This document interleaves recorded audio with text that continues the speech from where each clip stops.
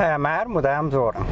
So I haven't made a video in a while. I've been working a lot and have had a lot going on, so I haven't had time to do any videos. But I'm getting back into it. As you see, I'm coming to you not from the F350 that I've come to you in previous videos, but I'm coming to you from a 2002 Ford Explorer I bought because the F350 had too many issues for me to fix right now. I needed something to get me back and forth to work so I can make the money to fix it. So I picked up this Ford Explorer. It's a 2002 model with the 4.0 single overhead cam, and it's been good to me recently. It's needed a little bit of work. A little bit of work that it needed was it needed a fuel pump when I got it, and it needed some valve cover gaskets. So I did that. I'm sorry I didn't do a video on those, but the next thing I'm going to do a video of is the stabilizer bar linkages that go between the stabilizer bar and the front suspension.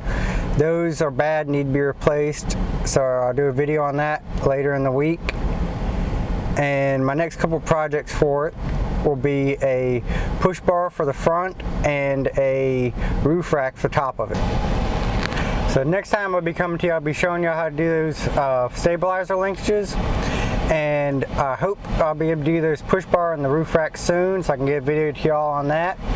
But until next time, this has been Adam's Welding. Have a good day. Keep on welding, folks.